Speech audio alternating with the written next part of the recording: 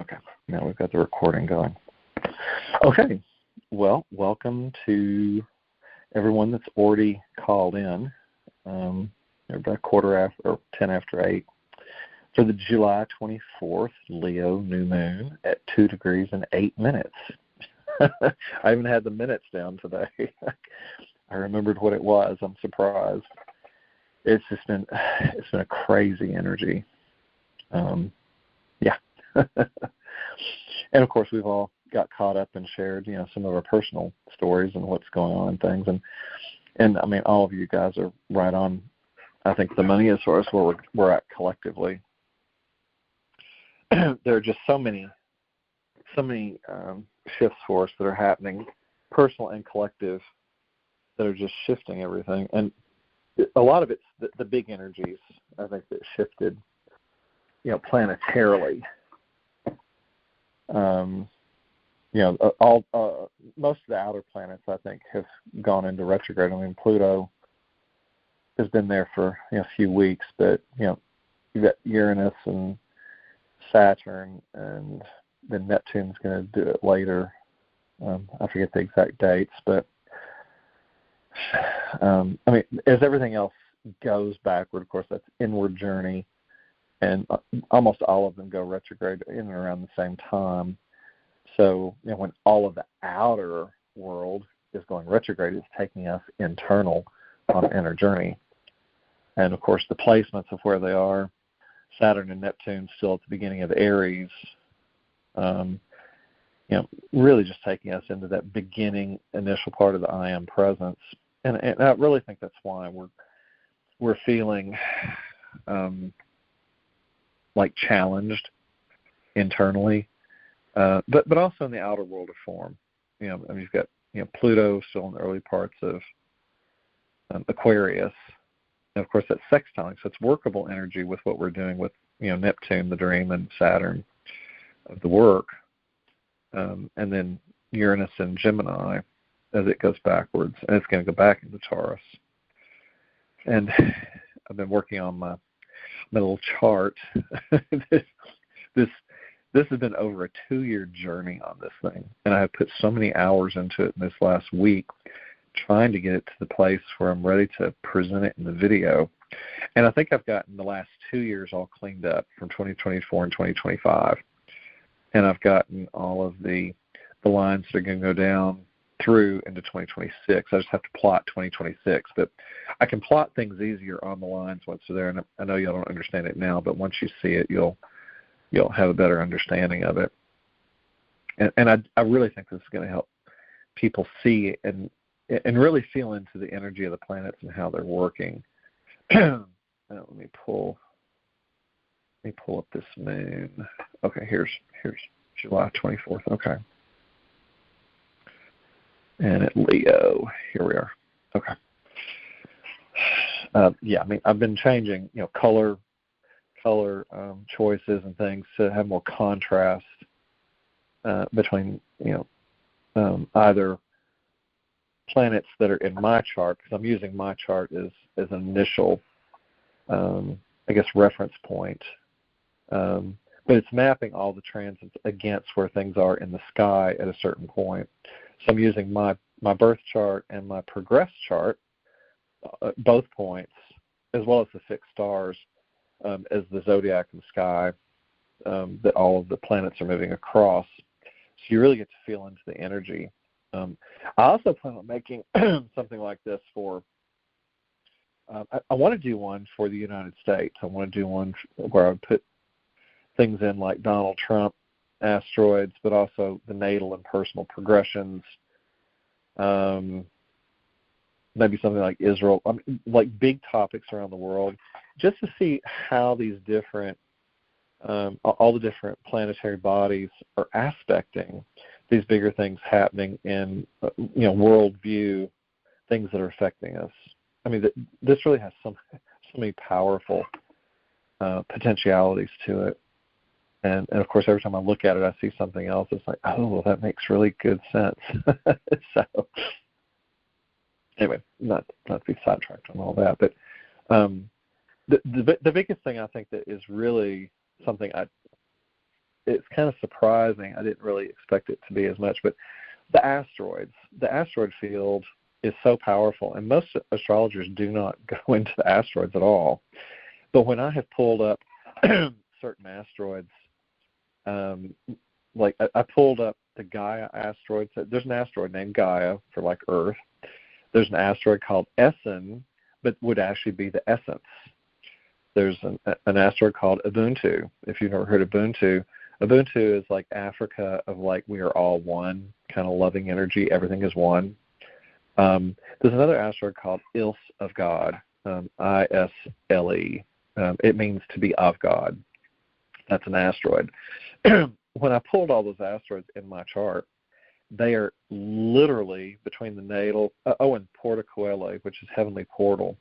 They're all sitting together within about a degree of each on either side of my Pallas Athena progressed, but more importantly, my natal and progressed Pluto. So my Pluto is sitting on the Gaia asteroid, almost exact, less than a minute away from the natal is like about three degrees away from it. But the current placement of Gaia in the progressed chart is sitting right on my Pluto. So you've got all this transformation energy that is sitting on the Gaia asteroid. You can't make this stuff up. The Ubuntu, which is all humanity, like this whole oneness, is sitting on the Gaia asteroid, my natal Ubuntu. My natal Ilse of God is only a couple of degrees away from that. And those are only 3 to 4 degrees away from my natal and progressed Uranus. So you've got Uranus, that's a agent for change. These things are affecting me internally, but also in the external world. And I only say this from a standpoint just to give you an idea of how these planets are kind of working with the asteroids. But it also kind of validates why I have pulled and made this whole new chart. The other thing that's interesting, I pulled an asteroid called Astro Wizard. And believe it or not, it's sitting almost directly on my progressed John asteroid, which is my main name. And right next to that is my natal Tesla asteroid. Those are at 14 to 16 of Leo. And what's interesting, the progressed Gregory asteroid, which is Pam Gregory, is coming up right across it on August the 2nd. Right behind it is Lachesis of Fate. Right behind it, guess whose asteroid? Judith. Judith's asteroid is coming up behind Pam Gregory, and they just passed each other about a month ago. And behind that is my natal John asteroid coming up right behind Judith's asteroid and Gregory asteroid in transit, and they're going to meet up with each other and cross each other later this year. You can't make this stuff up. Ann Ortley used to say this all the time. And Judith and I cross over sometime in October, and I cross over the Judith. It's almost like it's going to be a Passover, and it happens on my progressed Jupiter. You cannot make this stuff up in a chart. And the only reason I bring this up, I don't want this to be about me and my personal chart. I bring it up, though, to really tell you if you want a better understanding of what's happening in your own life, it may be a perfect time for you to, inquire with one of these really professional astrologers. If you have a question or curiosity about something, they really can give you a very specific, something, like the next part of a journey. Because, the fact that these things are lining up perfectly on exact placements, you can't make it up. And especially when I go back and look at things like the eclipses, like Judith and my asteroids pass over each other. They're coming close during these fall eclipses. Eclipses are huge moments of change. And so it's almost like we're both energized in these eclipses, and then we're going to come out of them as in a very different frame of reference. I also bring this up from the standpoint of everything is an energy frequency, and I've talked about this many times. Spirit's made this really clear. You don't want to get stuck on anything in the world of form. as far as what someone else projects the value to be, because that projection and that value is placed on limitation of what their own perception is. So if you stay in the immediacy in a moment and you stay away from anyone else's value systems, then Spirit can really inform you specifically on something that you need to know, something that your soul is drawn to as actual personal wisdom. And I mean, as long as you're still here in the body, you still have your own personal wisdom of things that you're shifting and coming to grips with or shifting. But again, everything's frequency. So even though Judith's not here in the physical and physicality, the Judith asteroid still has a representation of energy, and the soul is eternal. And I mean, we all know that our souls are still working with Judith, even though she's in the other, she's in the all that is now. I don't know if she's going to come back and do a reincarnation or not. I mean, a lot of people have always said, I've read a lot of people on this. Some people say this is the last incarnation, and when we go back and we're either going through this lifetime or we finish up and then we just go back to presence, but we won't necessarily come back in form again. I don't necessarily know that that's true. I mean, I think that we're always constantly going into new creation, but I also think that we're going into much deeper Christic embodiment. So it may be that Judith cleared out enough of her old history, and this goes back eons of time. And I'm sitting here wondering, like, why am I even talking about this? And Spirit's like, stick with it. I'm like, okay. It's so funny. She used to do this. So the Spirit's taking me back all the way to the fall of man, when we went into the separation. We've all been in attendance in some shape, form, or fashion in all these years. And I think everyone on this call probably feels lifetimes of energy that we've carried. We feel all of the fragmentation. We feel the lostness. We feel the depth, the anguish. There's all of these deep, profound things that we carry with us as far as the personal story. And we've been attempting to bring all of those things to a closure. And all of that's happening all at one time, FYI, because we're going into the immediacy. In the immediacy, there is no separation. In the immediacy, your story doesn't exist. There is no story. We made up the stories. We're trying to clear out all of the history. Any of you that have had, long-term sessions with Judith, she's taken you into the personal story, into your personal story. She's assisted you in clearing out. And for people not on the call, Judith Linden's, somebody that we've all worked, most people on this call have worked with over the years, just in personal sessions. But the point is, once you release the personal stories, you come to a place of where everything is just immediacy. You're no longer referencing the past, and you're also in a place where you no longer perceive pain and suffering. It doesn't exist here. And went into all of that for this. Judith, I think, may have been in a place where she had done enough work with people where if she chooses to come again, into form again, she can do it in a much higher expression. She may not have to come in anymore as in the human expression to work through all the different levels and layers, because she was taken into all of it while she was here in human expression. She may just come in as infinite expression, like in the archangelic kingdom. She may come in as a master. I don't know. How did that work for Yeshua, for Jesus? When Jesus came here, 2,000 years ago, he came in and he, almost like an immaculate conception, they say, who knows? The Jesus story has been so changed and morphed. But I do think Jesus came in here to show people how to be. And I do think that his soul came in a very advanced vibrational expression. And I think he did carry so much light and presence. I think he had massive capacity for healing people because he came in pure clarity, pure Christ consciousness. Did he have to go through all the other? I don't know.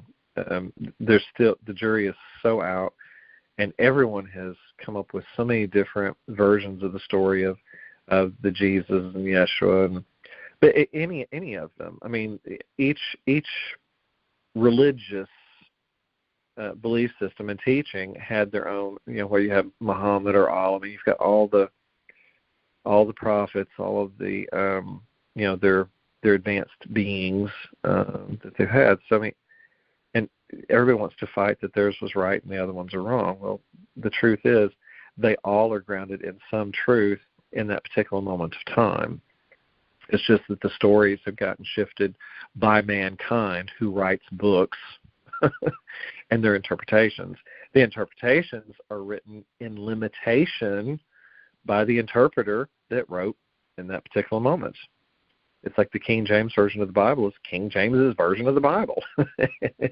And, it's when you go into, if you were to read that, there's many of those passages that would not feel real to you because they're not of truth. They're not of deep, esoteric, eternal truth because they're written in limitation. And it was purposely written in limitation to keep us in limited expression. So imagine putting all of those books out to pasture, and you just go to your heart and ask what's true. That's where we're going, and that's where we're at. The one thing that's been I've been taken into with regards to the astrology, though, and I think this is all happening because of the way that all these planets are aspecting the personal me. And I bring this up because I can talk about it from the personal me, but similar things could be happening with each of you.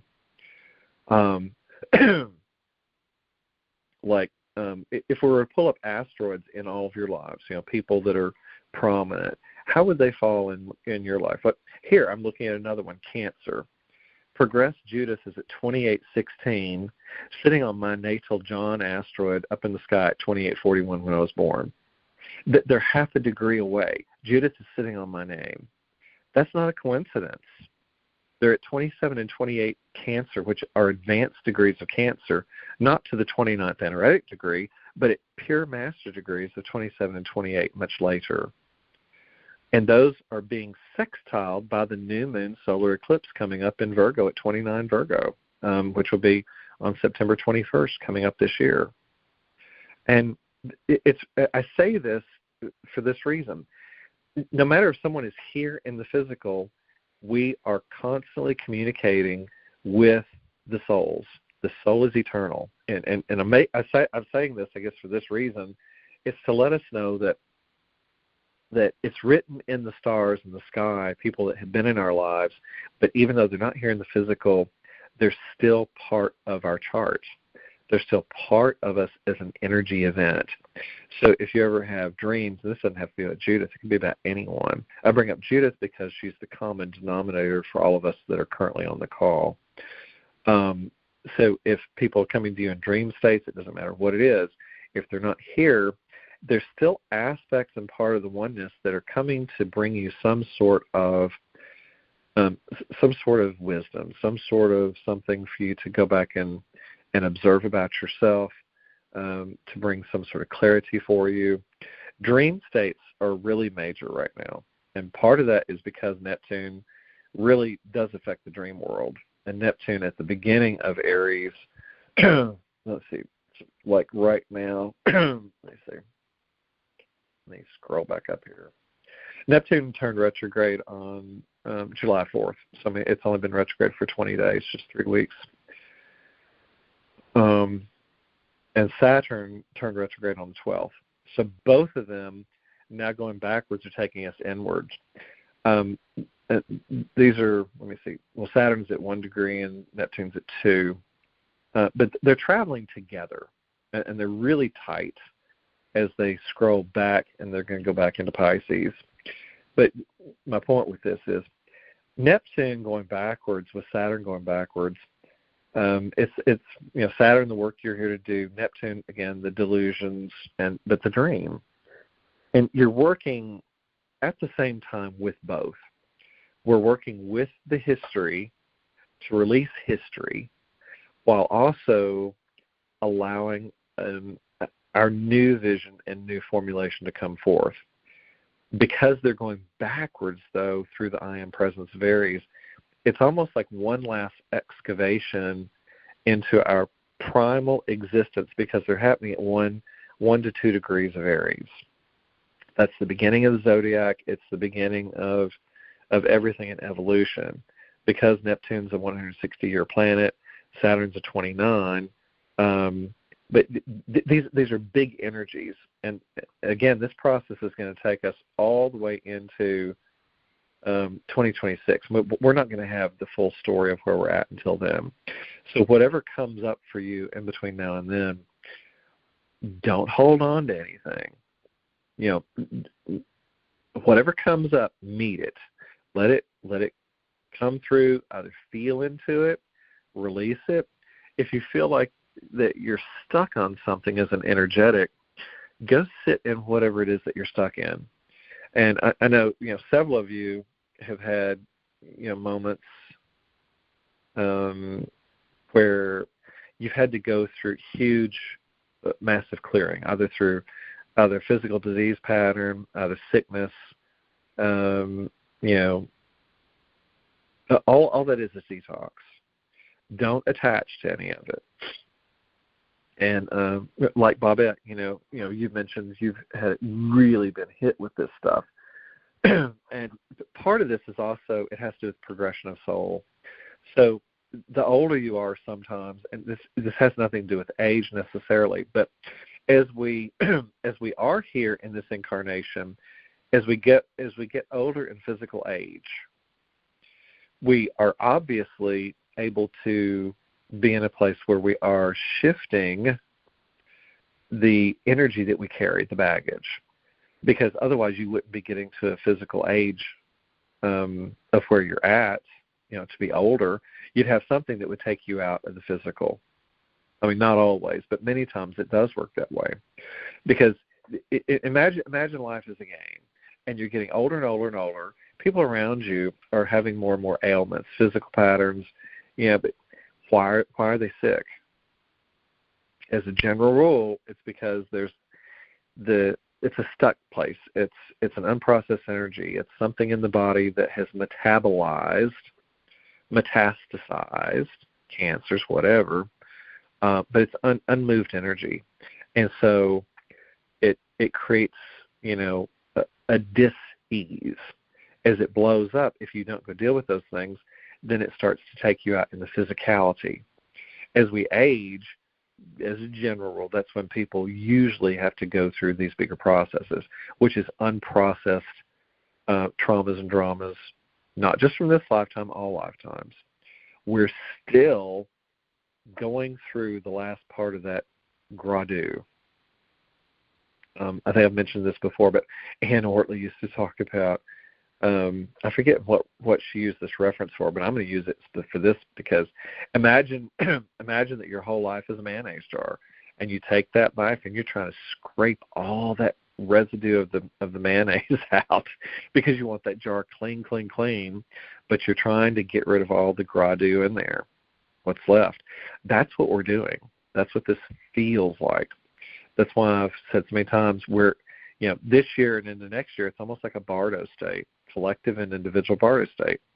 And so feel this on a cellular level of your body. So if there's any nooks and crannies in your body that just don't feel right, it doesn't have to be necessarily physicality.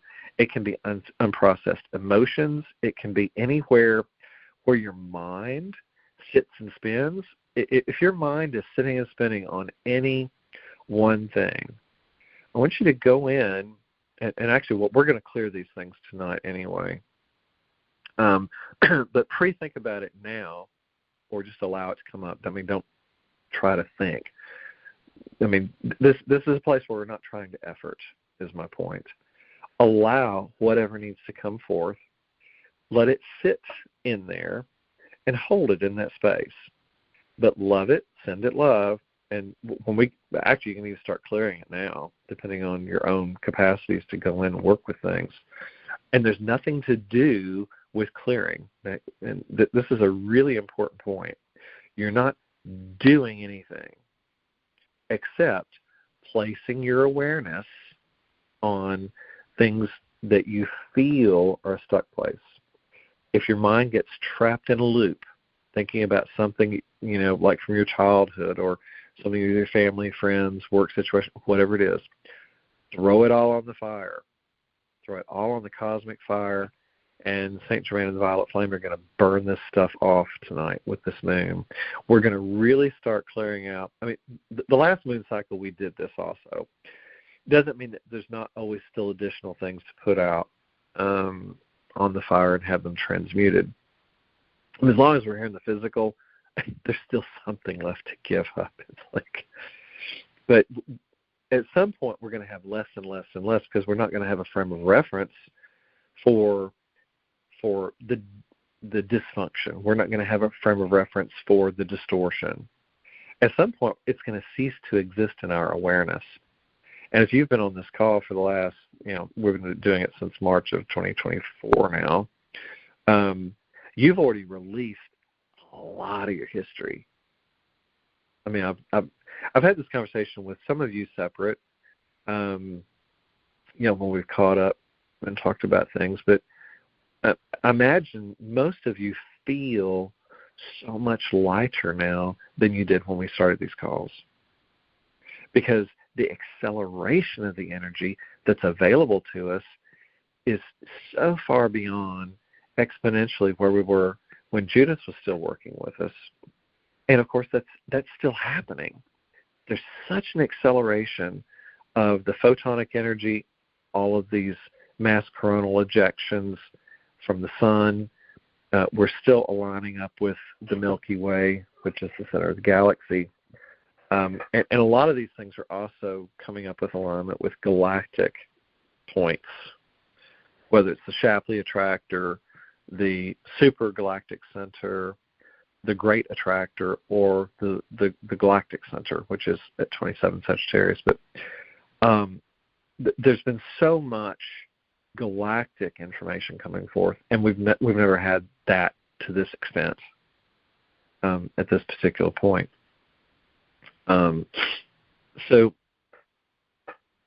I mean, as you're in this process, the main thing is to try to not hold on to anything. If an emotion comes up, allow yourself to feel it and move it through, and don't get stuck in it. Because the other part, if you get stuck in the emotion, it may hold you in and attempt to keep you from going into higher frequential expression, but also healing. Because you don't heal if you can't own it and then release. We have to go through the releasing, and I think that's one of the most difficult things that people have for themselves is, how do you release things? How do you no longer hold it? So, and I've asked this for a lot of calls. I mean, go into anything that you think you may be carrying, as any story with your family, friends, sisters, brothers, workers, coworkers, whatever it is, neighbors. I mean, literally scour your life for any place where you feel like something or someone else, some memory, some dynamic that's uncleared, throw that all in for release. We're literally going through. Imagine you're taking a white glove to your life, and you could take it through your emotional body, and you'd wipe that glove all along the sides. But there are no sides because it's all infinite. But imagine wiping that glove all the way through your emotional body, your mental body, your spiritual body, and then in the physical. And you're just taking all, and you're just wiping it down, and it's crystal clear. Imagine you had cosmic Windex, What would that be like? Feel into that. Imagine that this session with this new moon in Leo at 2 degrees Leo, we're taking cosmic Windex and we're wiping down all the dust particles, anything that's left from all the work we've done up to this point. What would that feel like?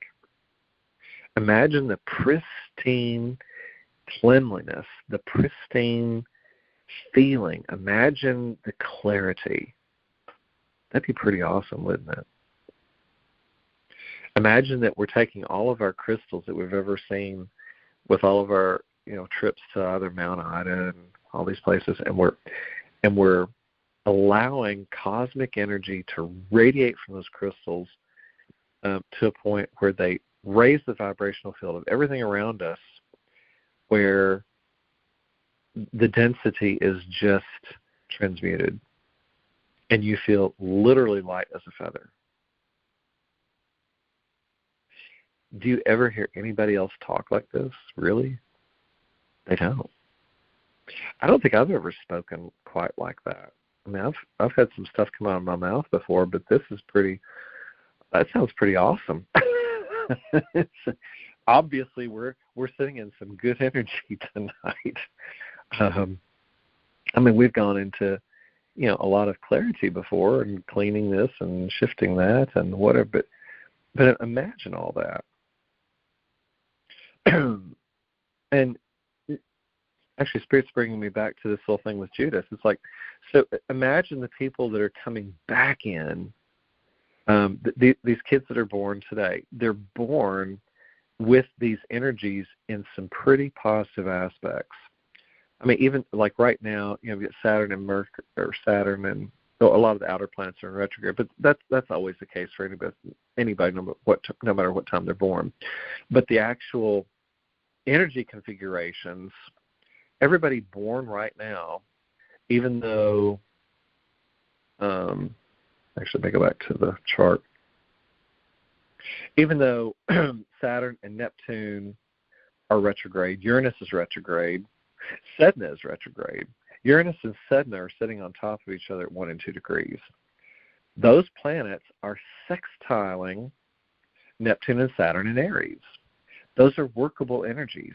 That means everybody born right now is born with those energies, and those are permanent placements in the charts.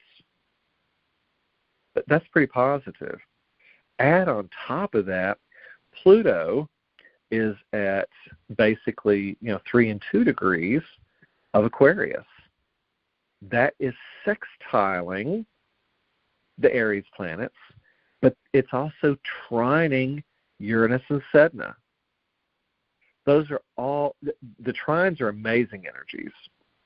So Pluto and Aquarius trining Uranus and Sedna really speaks to a lot of positive transformation energy. Uranus is shocking lightning bolt energy. It's all these things. That both of those are sextiling the Aries I am presence.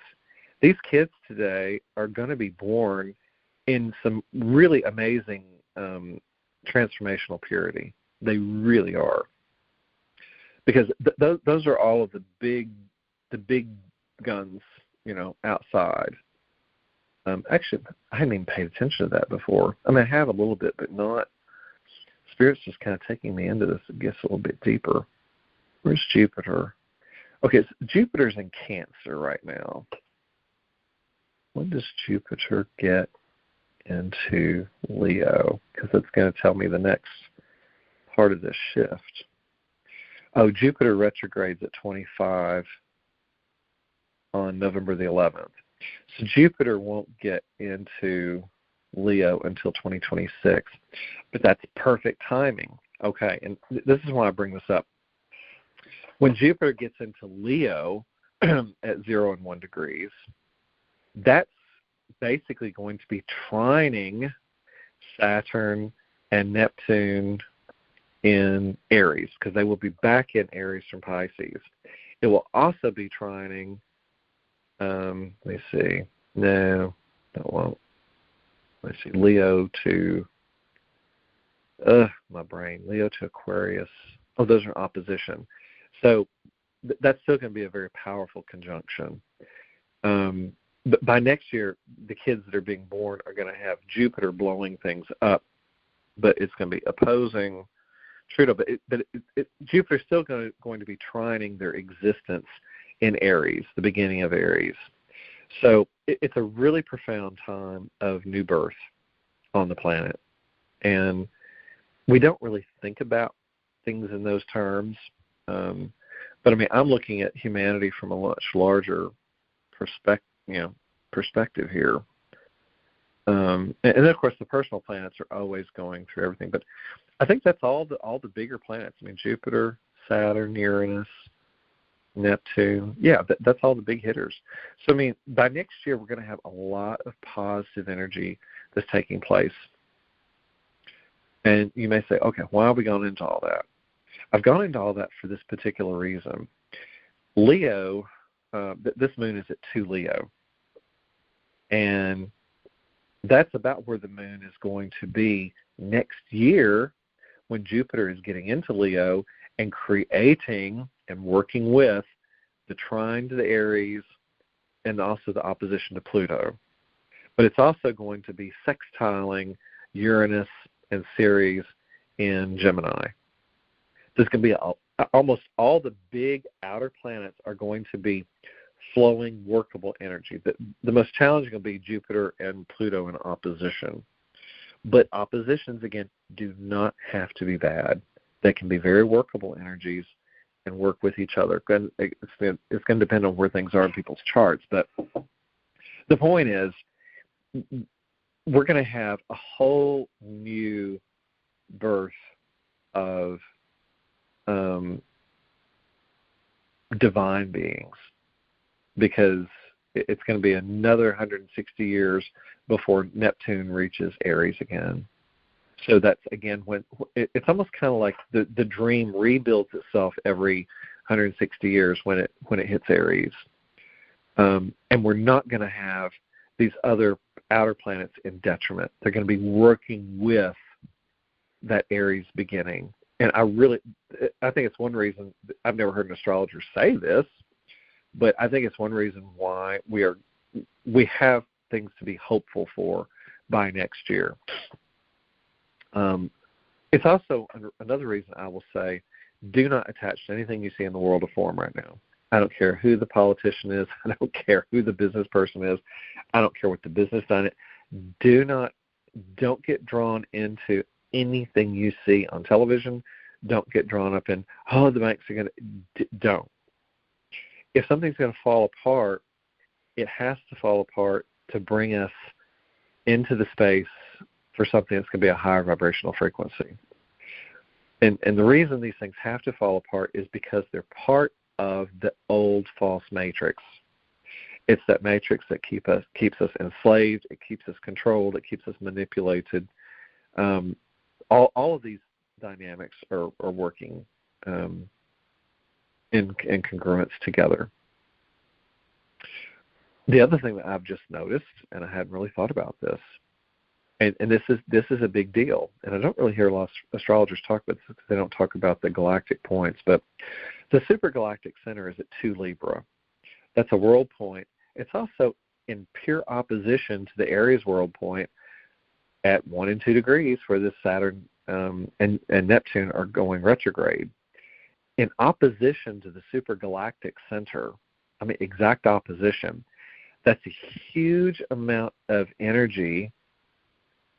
And I hate that word opposition, because opposition makes it seems like there's a war. It makes it seem like, but the opposition really just creates the most powerful energy field next to that of a conjunction, which the conjunction energy is something that's right next to each other. Like right now, Saturn and Neptune are working together at the beginning of Aries. So they're fused. They're building, they're giving us a new dream, and Saturn's giving us the structure. But in opposition to the supergalactic center, it's almost like if you were staring into the abyss. If you're looking into a huge black hole. Imagine the supergalactic center as a black hole. It's getting informed by that energy. The opposition creates a dynamic. It doesn't have to be a bad dynamic, but it's a powerful activator. It really is. I think most astrologers would term an opposition as powerful as the conjunction because it's an opposition. Because it ends up being a straight line. It's a 180-degree opposition, so it's not an angle. So it's not like an angle that releases pressure. I think it really activates it. Now, if you're sitting on top of right next to someone or something, then obviously that's going to feel more powerful to you. But if you're in opposition to something, there's not like an angle to take the edge off. It's hard to explain opposition energy, but the point is, I think that's a big deal. Now, sitting next to that supergalactic center is my childhood name, Johnny. It's sitting within 3 minutes of it, and it's the progressed one. And my natal Johnny is at 0. I mean, you can't make this stuff up. And my natal and progressed Gregory at 29 Virgo, just like 3 degrees away from it. See, that's what I'm saying. Certain names just pile up in your chart. And it's like you'll have a feeling that you should know something or someone, and you may not know them in physicality, but the energy exchange that you're getting from someone just by either listening to a video, getting in the information that they're putting out, it may feel so frequentially on point. And again, this is all about frequency. I've said this many times before, but I guess Spirit wants me to share the dynamic. It's like I don't know Pam Gregory in person, but when I listen to her videos, everything feels very accurate. Why does it feel accurate? Because the asteroids are lined up in my chart. There's 25,000 asteroids in the asteroid field that are named. I don't know how many unnamed asteroids there are. And this is something else that I was kind of like working through. Who names the asteroids? So an asteroid gets a name. There's an energetic with that name of the asteroid. And when we get our names from our parents, why did our parents choose to give us those names? And there's always frequency with the names. There's projected values onto the names, birth names. And when I've gone and looked at that, there's 120 different versions of the John asteroid. When you look at Jacques and Jean and Juan and all these different Johann, Jan, Jan. I mean, there's a lot of different variations in that. And when you look at like John the Baptist was with Jesus and all these, John was a main disciple. So how far back do certain names go? Again, a name is a frequency. When numerologists pull up your information, they use your first, middle, and last name. And they come up with the numbers, the harmonic frequency of who you are as an expression.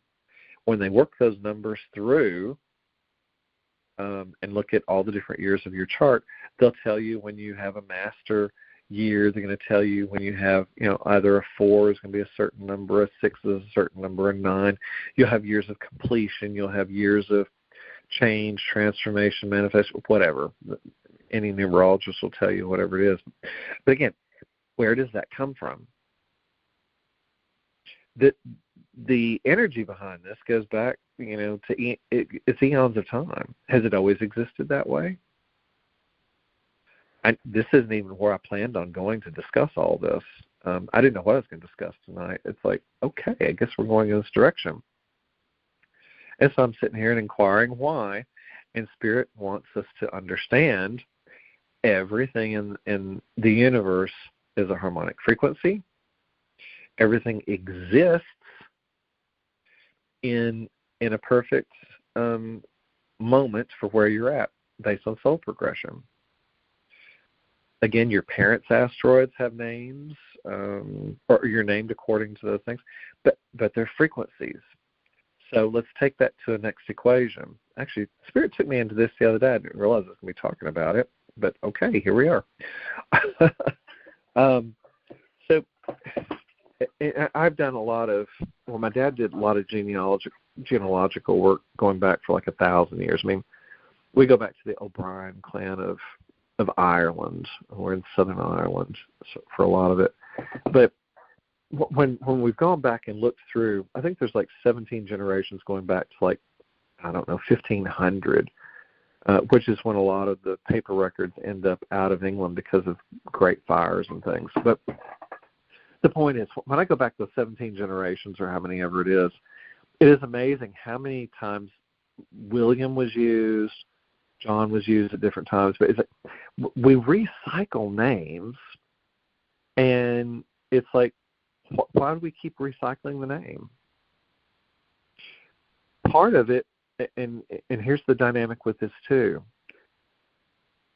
when each subsequent person keeps the same name, and a lot of times they'll use the same, well, they'll change a middle name sometimes, but sometimes they keep the whole exact same name and just name you the third, second, third, fourth, whatever.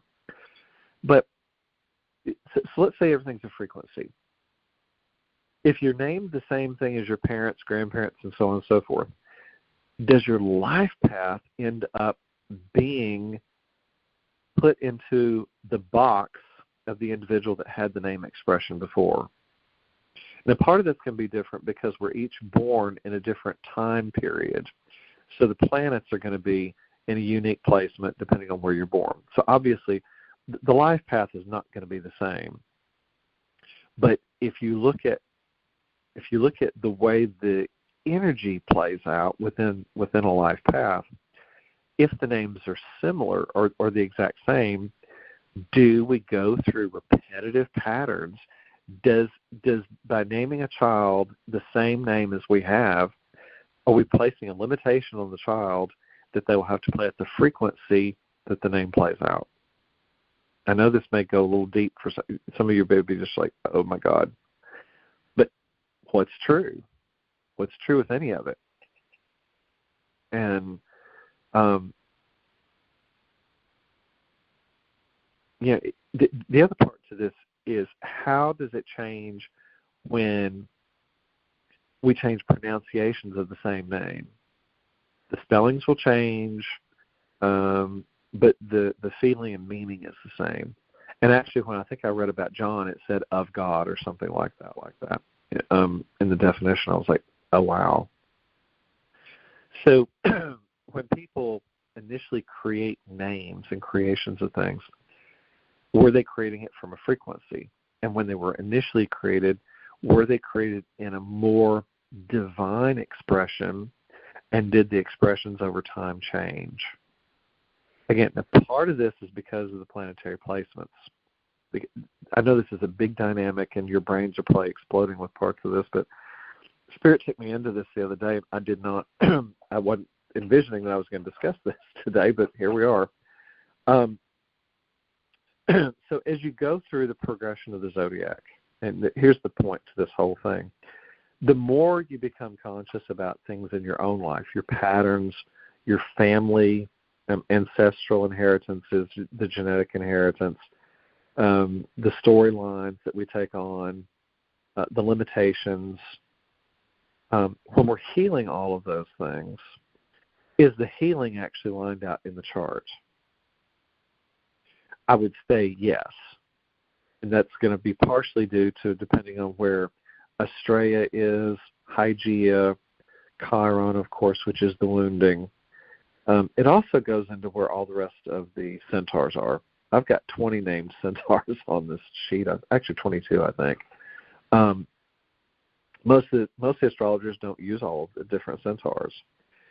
But what if each centaur represents a different part of the wounding of each of us where we are in the cycle? And you may say, well, why would that be? Why don't they use it? I don't know. Why don't they use it?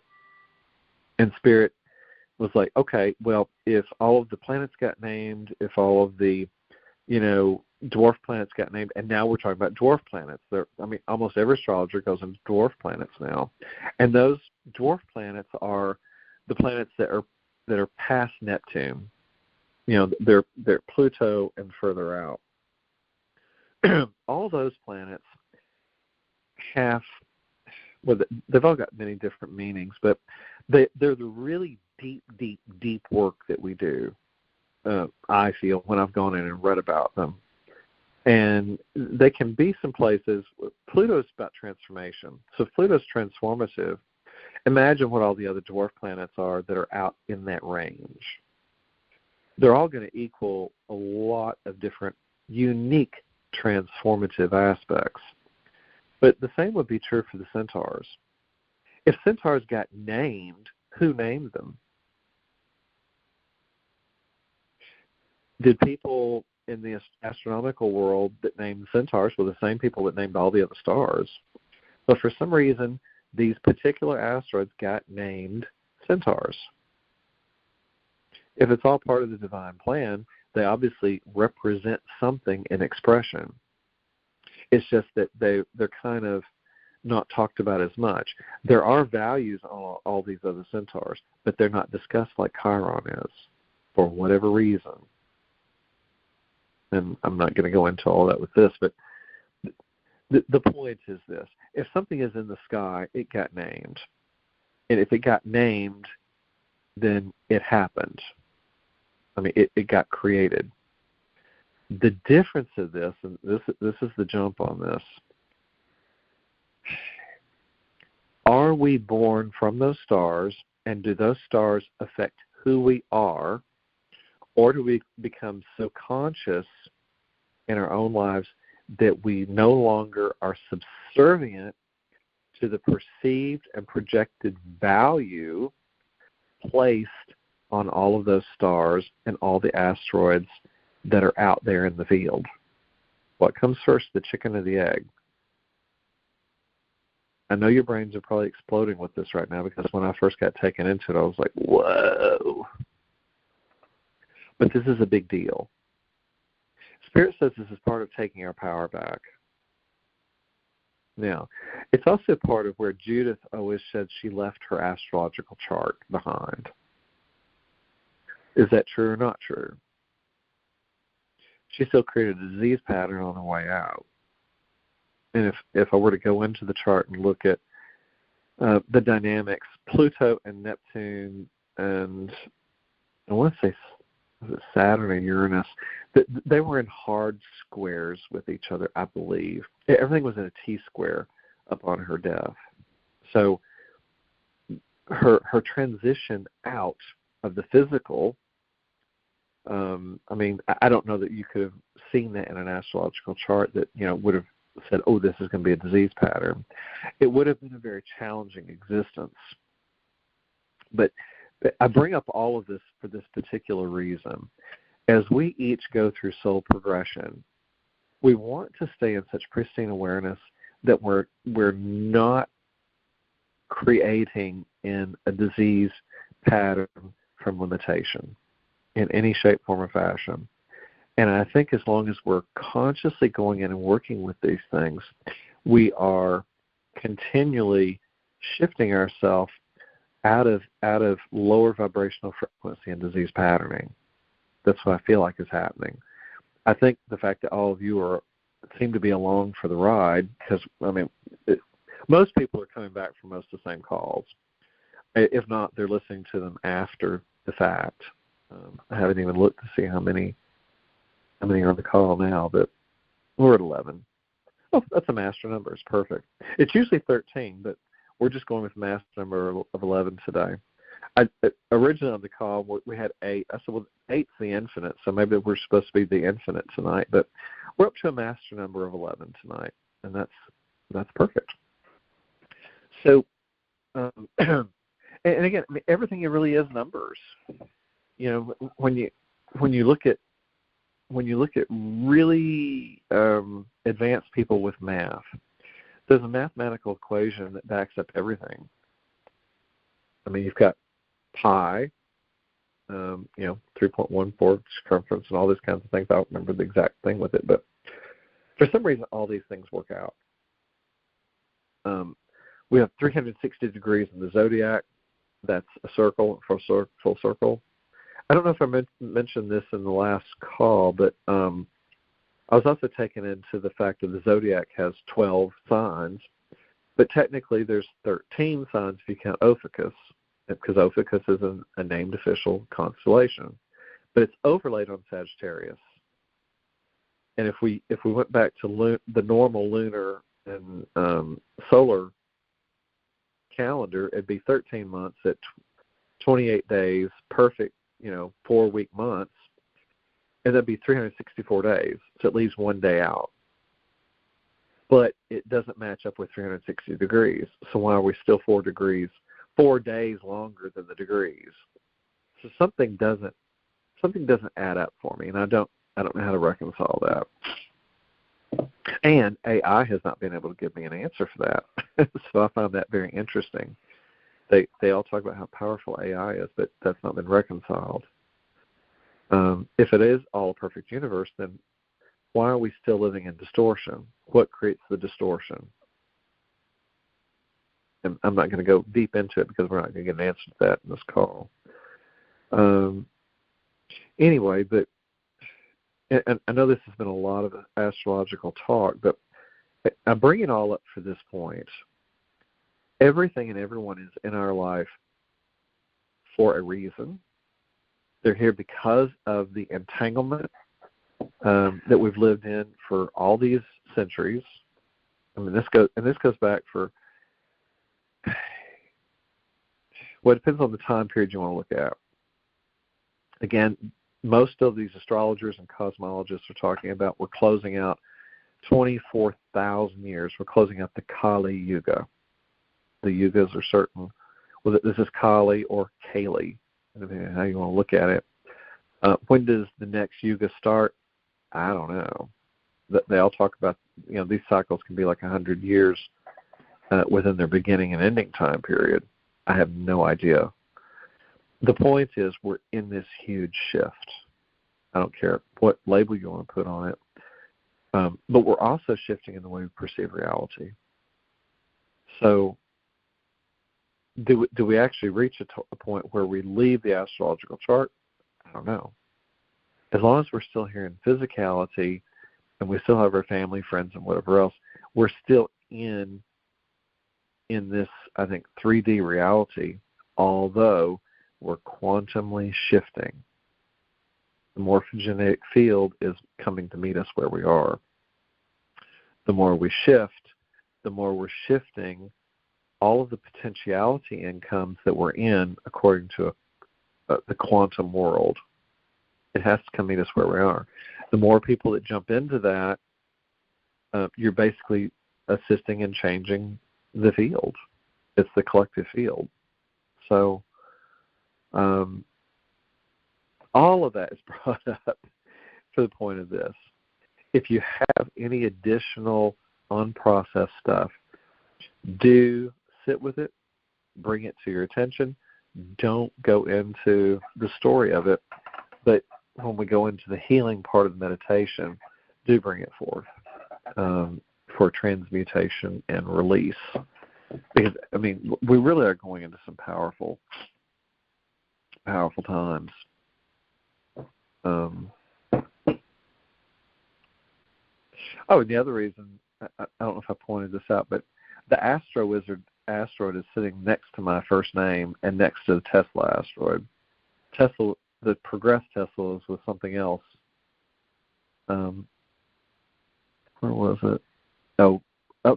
Progressed Tesla is next to my natal and progressed Jupiter. Oh, God. And I use Tesla not for the Tesla car, but for Nikola Tesla, because Nikola Tesla really understood free energy. And so I could make a case for that with astrology, that Nikola Tesla's soul is working with my soul, Jupiter at the end of Leo, blowing things up. And Clotho of Fate is sitting right next to it. Oh, that's funny. Oh, my gosh. Oh, and the Magic, my progressed Magic asteroid is sitting next to my Jupiter with that. So, I mean, these asteroids are just, they're amazing. So much comes up with these things. So, let me see if there's anything else from the Leo part. But But so to speak just a little bit about Leo and this moon, though, Leo is really that part of ourself where you're the lion, you're roaring. But in the early degrees, it's like an early expression. So we're not necessarily in the advanced part of the Leo expression, but we're in the early part. And that's why this moon feels more like it's like an initiation energy that we're working with. It's like it's something that's saying we're really trying to build something we can put out into the world. I mean, Leo's roar, the lion's roar. It's all. If you use the symbology of those kinds of things, and I'm ascending Leo, so. And interesting, I just noticed this. The Jung asteroid, Carl Jung, is sitting next to my last name within 3 degrees in transit. And Jung is on the Tesla asteroid, and my last name is on my first name asteroid, on Astro Wizard. I guess that's why I made this whole astrology thing up. It's so funny. Gosh, I just noticed that. Anyway, okay, that's enough fun with all of that part. But yes, I mean, this really is a very potent, I think, energy to create with. Now, Mercury is retrograde, and the Mercury retrograde, interestingly enough, is, where is that? Where's the 24th? Oh, yeah. I mean, Mercury is just literally right over at, it went retrograde at 15 degrees on the 18th. And on the 24th, it's made it down to 14. And this moon is at 2 degrees. But Mercury is in the sign of Leo. And when Mercury retrogrades back, it's going to come over this moon point. Oh, I'm sorry, it does not. It goes direct 2 degrees before the moon point. But it's going to come near it. So it's going to work with this energy a bit and go direct on August the 11th, taking the energy of this new moon with it a bit, I feel like. So Mercury is working with us, but Mercury is taking us back on the personal, internal relook at ourselves. So that's the personal journey. But once it starts going forward again, it's going to really, I think, carry a lot of powerful information for us in the new creation of what we're doing. The next thing it's going to do, Mercury is going to be just, let me see, from 8. It's going to be 7 degrees away from the opposition of the full moon lunar eclipse that's at 15 Pisces on September 7th. That's the first eclipse of the eclipse series. The south node is there at that point, the Orcus, but also the Ison Centaur. Oh, gosh. And my last name asteroid is sitting in that opposition to the full moon. Oh, my God. You can't make this up. And you may say, well, what does that mean? Again, I'm going to talk about the oppositions. And that's going to be at 14-15 Virgo, which will be on my natal Pallas Athena. The opposition point is just as powerful as the conjunction, but this is where the sun is. So the sun is blowing up that moon in Pisces. It's just the other end of it for the eclipse. And Mercury is just, I mean, right around it. I mean, it's not on it, so it's not sitting in it. But Mercury is also going to be just, again, 4 days off from the new moon solar eclipse at 29 Virgo, which will be September the 21st. So Mercury is in and around these eclipses that are coming up in September. And that's why this Mercury retrograde with this moon is really important, because it's retrograding, getting you information around this moon, and it's going to go direct almost on the point of this moon before it comes up with these eclipses in September. So I think that the energy, that the information that you're getting, and this may not have anything to do with anyone else, this may just be an internal energy you're getting, just internal wisdom, is going to manifest for you somehow because it's tied to the eclipses coming up, both eclipses. The first one in opposition because it's close to the sun, but the next one will be with the solar eclipse, going out, which will be around actually it falls on the autumn equinox the day before. And the other thing I just noticed, Mercury and the sun go into a Mercury cazimi. The sun's on Mercury, or Mercury's on the sun, halfway through at the midpoint of the eclipse. Wow, I didn't notice that. So the sun is going to light up Mercury, whatever information in the middle of the eclipse. So these eclipses are going to be really powerful with how we express ourselves from a sun standpoint, but also Mercury and communication. And I think it's going to be more of a personal deal because of the fact it's this Leo New Moon expression. But the eclipses may really help get you from point A to point B if you're wanting to shift what you're doing in the world, how you're expressing yourself in the world, because they're both in Virgo. Well, the opposition is in Virgo. The actual moon is in Pisces, but the sun is in Virgo. So the sun's going to be in Virgo for both of them. So, and it's going across the south node. So it may be where we have gifts from the south node coming in and working with us. Anyway, it's a lot of energy. So I think that kind of wraps up the biggest parts of what I wanted to talk about from an astrological standpoint. And I hope that didn't get too deep on you, with regards to kind of the other. But the point is that there is a divine reasoning, even though we may not see it, for everything that's happened in our lives, and it's in the charts. And with all these asteroids, they give the rest of the depth to our story, if you really look at it and think about it. And to what extent, where you are, with that, and again, it's all soul progression. It's like, where are you, and what are you going to create? And it is not a pressure to create something, vast for humanity. I mean, you're not. No one has to create something that's so big and wonderful. The fact that you're just here and that you're shifting and healing yourself is enough. That's enough. You do not have to place some big grandiose value on yourself. That's not the point to any of this. The main point, though, is to heal yourself, whatever that looks like. Because what you heal for you heal for the whole family dynamic. So, okay, I think that's about. I really had no idea what I was going to talk about tonight, but there we are. So I hope it's been worth the listen in.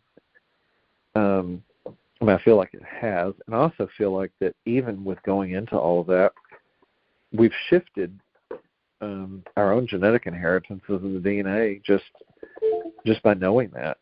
I think by hearing, even though each of you may not, have certain awareness about certain things, but by hearing how a dynamic works, with families or something, sometimes it'll trigger something within your own DNA that will allow you to shift something for yourself, even if it's just simple perception.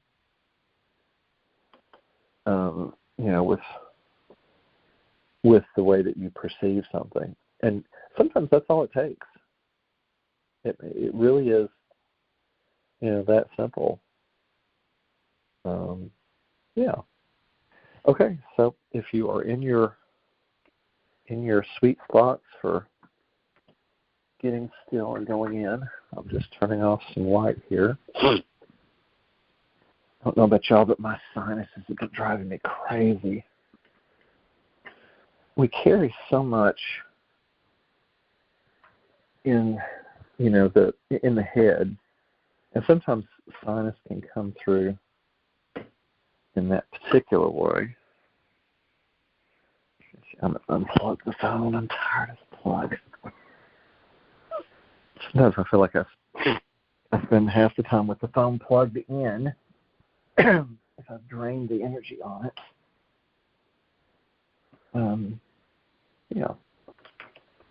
Like I said, just get still and find your sweet spot on the couch or your bed and just stretch out. Just take a good, really deep stretch. And I sound congested, don't I? My nose is just Okay.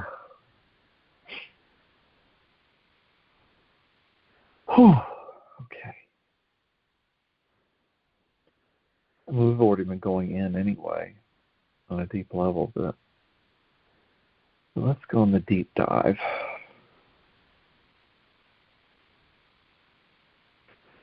So just get really still and just place your awareness in your heart.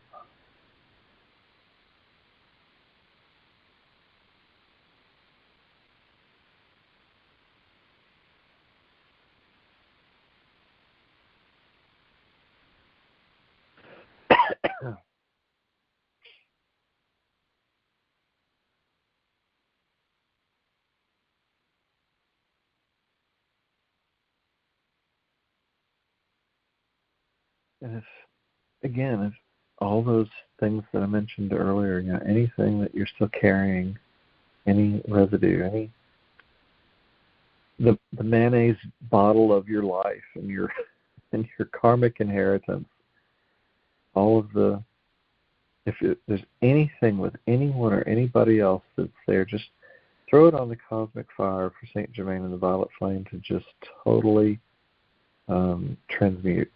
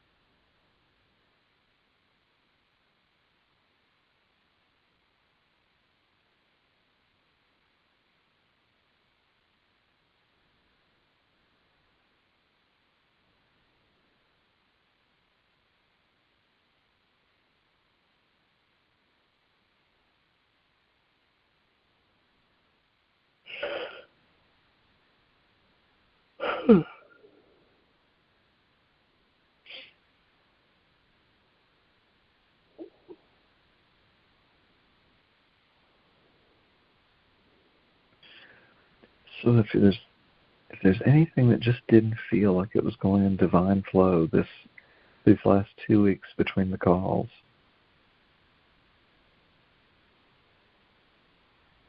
you know what that is. Just go into your heart and invite Spirit in, and you just allow it to be released.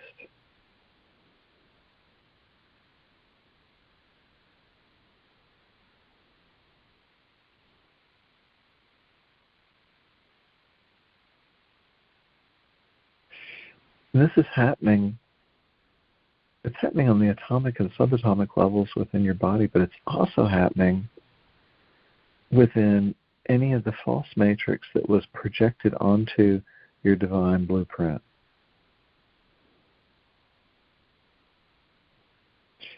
It's just deleting, if you will, all of any and all of the distortion overlays.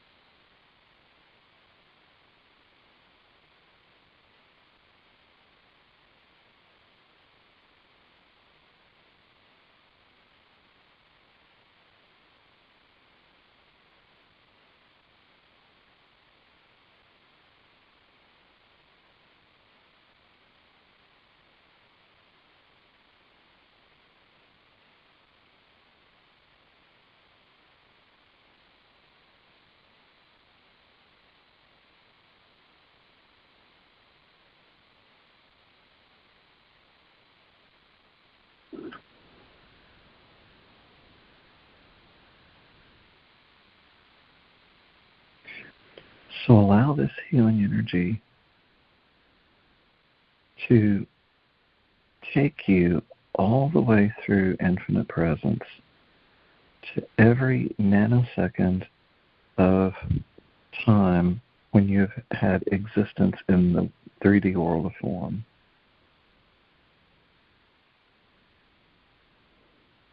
But in truth, when you've ever been in any type of energetic expression as an individual expression of Mother Father God.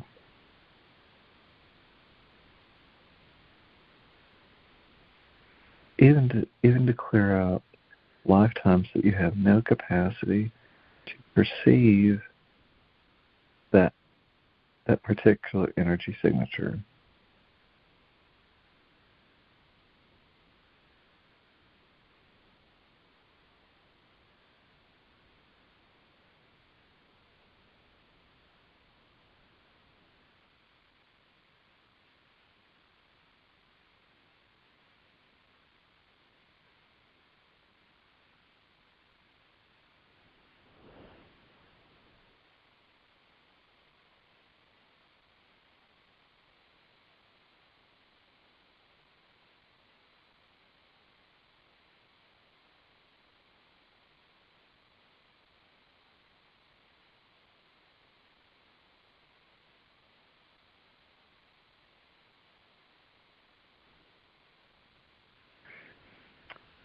For those of you that feel like your body still has all of this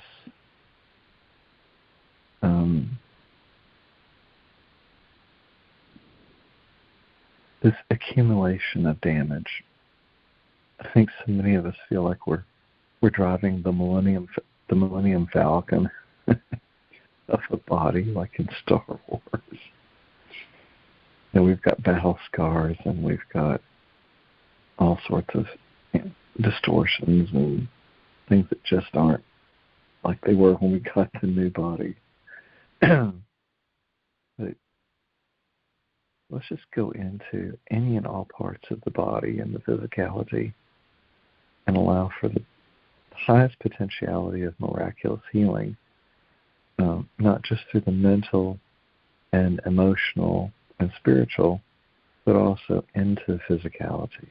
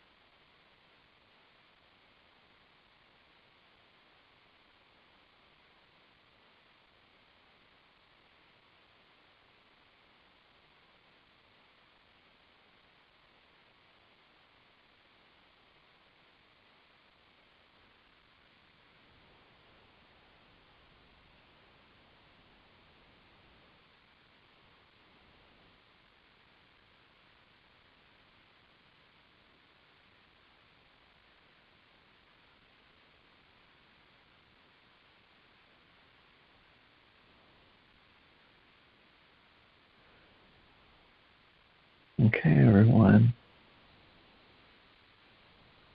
It's definitely been a very powerful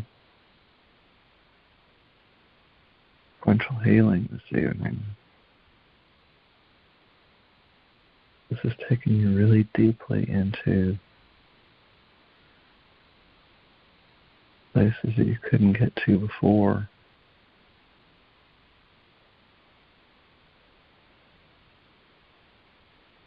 And again, you're welcome to stay on the call longer because the frequency will continue on. I'll go ahead and I'll stop the recording part. And again, deep gratitude for all of you that have always continued to come on and do the call with us. This is certainly building our spiritual community and assisting each of us in healing all the time. I know several of you have mentioned earlier today and through the calls how much it's assisted you. So I know it assists me. I appreciate all of it. So again, deep gratitude and eternal love and infinite blessings. And again, just stay in the energy.